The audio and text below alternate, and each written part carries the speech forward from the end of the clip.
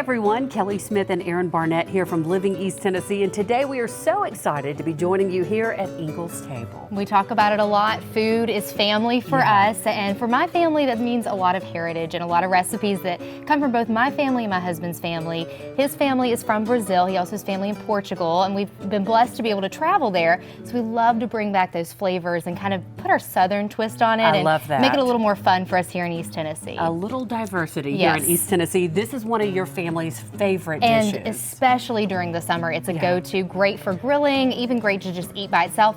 So we keep the rice kind of ready to go. So when you're ready to have this particular Portuguese rice, all you have to do really is put the seasonings together. Right. So I've got the saucepan on medium heat. I'm going to throw some olive oil in. I'm using the Laura Lynn brand from Ingles, which is fabulous. Price is great too on that. And you mentioned this rice is the exact brand your mother-in-law uses. Yes. It can be difficult to find at some spots. The international section there at Ingles is fantastic, and that just makes it so much more special when you're able to use, you know, what that recipe calls for originally in your family. Put some onion in here, and you're gonna let those cook up. I'm gonna actually move that off to the side. Another thing that we love as busy moms, all the veggies were pre-chopped, ready to go, saving you tons of time. Absolutely, and then I'm gonna throw some garlic in here.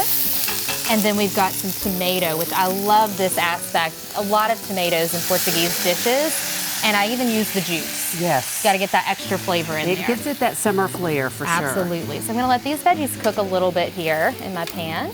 And this is a dish your son will actually eat as well. Absolutely, which was really important for us when we're bringing flavors back from our travels. That's some cilantro, and then I've got some parsley, a little bit of salt, and then you're just basically going to mix this up and let this saute a little bit longer.